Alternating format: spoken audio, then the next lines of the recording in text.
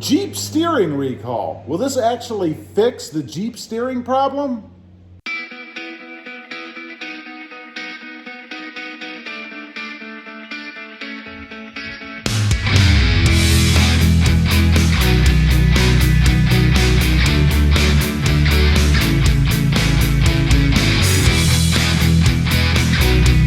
Well, good morning, everybody. How are you today? It is pretty early here. You can see the lighting is horrible. That's because it's like 7 o'clock in the morning. Taking my wife's Jeep Wrangler. This is a 2018 Jeep Wrangler JL. Off to the dealership to have a technical service bulletin performed. What it is, you know, there's all this steering stuff going on with Jeeps, particularly the Gladiator, of which mine is not involved, by the way.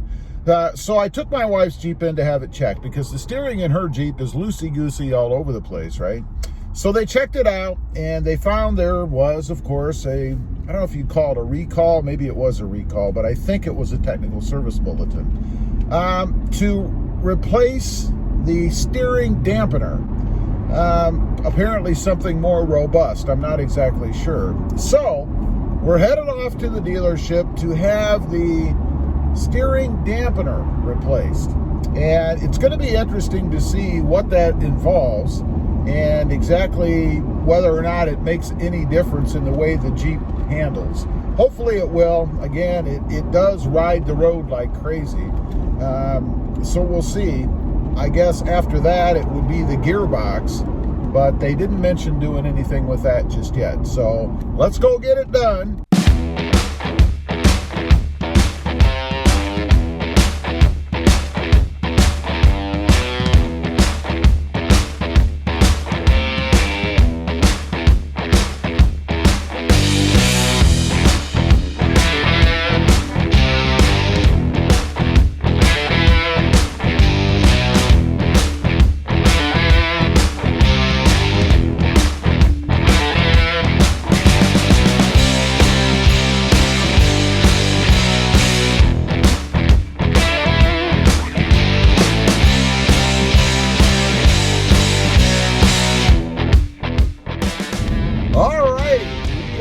Done. It took them 1 hour. The estimate was an hour and a half, so not too bad. They surely beat that. So we're going to get out on the open road here, actually on the freeway in a minute, and see if I notice any difference. Again, it was the steering dampener recall, and it actually was a recall. I thought maybe it was a TSB, but it wasn't. It was a recall. So I'm going to be very interested to see how it feels on the road. So far, just driving like this, I don't notice any difference. I wouldn't expect to notice any difference, to be honest, not just driving, I don't know, we're at 52 miles an hour. But once we get to the freeway where we get some speed up a little bit and maybe some uneven road surfaces, it'll be interesting to see if it feels any different at all. So we're just entering the freeway now, and we'll get up to speed here. Hear that sound? That's that air raid cold air intake, man. Sounds awesome. Okay, we're up to speed. I mean, it's pretty smooth on the freeway, so I don't know if I'll really notice anything all that much different. We got a copper up here. Gotta watch that speed. Can't say that I notice anything yet. Let's get a little more drive time in the seat here, and then I'll come on and let you know. And then also some of the side roads, I guess, where it's quite a bit more bumpy and stuff. So we'll see if indeed it feels any different. Okay, had to stop and grab a little breakfast. I'm hungry. Got a little sweet tea from the McDonald's. Nothing beats sweet tea in the morning. And then, if I can do this one-handed, yeah, I can. Got me a little plain, because I eat like a 5-year-old. A plain sausage McMuffin. No cheese, no condiments, none of that kind of gross stuff. Just meat and bread. more could you want? So, we're gonna have breakfast together while we continue on. First of all, I'm off the freeway. I'm on a side street, whatever. And it does feel better. It doesn't pull all over the place like it was before. It feels smoother. I went over a couple of, oh, there's a doggy, poor thing. I went over a bunch of bumps and stuff, and it doesn't pull across the road.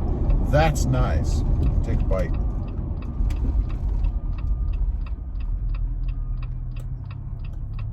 Sorry, if my eating offends you, guys gotta eat. But anyway, it does appear to be better. I am satisfied with it. It was, of course, a recall, so it cost me nothing except my time, and that was, if you figure in drive time, about an hour and a half. Okay, we're back home, and I'll tell you my final thoughts on that, then we'll take a look at the paperwork just to tell you what they did. But real quick, I wanted to show you where the steering dampener is. So let's take a look under here. It's very easy to see. It is this little part right here. It's kind of like a shock, right? This part right here is what they replaced. Not much to it. I can't imagine it took them any more than probably 10 minutes to actually do. I mean, it looks to me like you have a bolt here and a bolt here, and then you just take it out. Could be more complicated than that, I'm not sure, but looks simple to me. Let me show you real quick from the top. There it is right there. Again, just extends down across the front right there. All right, there you go. You guys got to see what it looks like. I got to see, I thought that's what it was, but I wasn't sure until I actually just looked it up and then could tell, you know, that it was a new part under there, right? So let's take a quick look at the paperwork. Like I said, it took about an hour probably. With travel time and everything, I have about an hour and a half into it. No big deal. What they did, it says here, customer satisfaction notification V, as in Victor, 4-1, steering damper, recall, CSN10. And then it says performed recall V41. So I guess the recall number, if you're affected or looking at this, is V as in Victor, 4-1, replaced steering damper. Two part numbers called out, a CC-UKV411-AA and a CC-UKV413-AA.